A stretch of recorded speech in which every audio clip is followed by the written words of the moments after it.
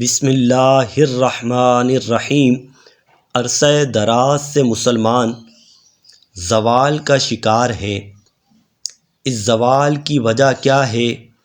آئیے ڈاکٹر اقبال علیہ الرحمہ کی زبانی سنتے ہیں۔ عموماً لوگ یہ سمجھتے ہیں کہ معیشت کی کمزوری کی وجہ سے مسلمان زوال کا شکار ہیں، معاشی طور پر مستحکم نہیں، اس وجہ سے زوال کا شکار ہیں۔ آئیے یہ عروج کو زوال کیسے آیا، اقبال علیہ الرحمہ کی زبانی سنتے ہیں۔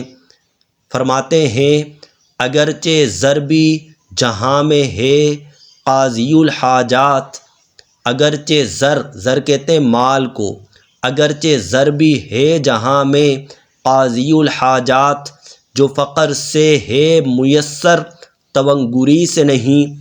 اگر جواں ہوں میری قوم کے جسور و غیور، غیرت مند، اگر جواں ہوں میری قوم کے جسور و غیور، قلندری میری کچھ کم سکندری سے نہیں۔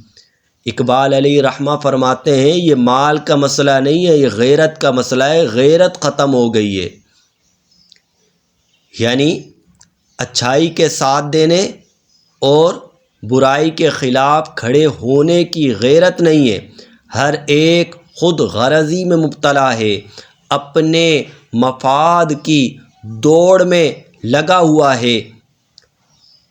آگے فرماتے ہیں سبب کچھ اور ہے تو جس کو خود سمجھتا ہے، زوال بندہ مومن کا بے زری سے نہیں۔ بے زری یعنی مال نہ ہونے کی وجہ سے مسلمانوں کا زوال نہیں ہے، جو سبب ہے مسلمانوں کے زوال کا تو خود سمجھتا ہے، یعنی غیرت کا جنازہ نکل چکا ہے۔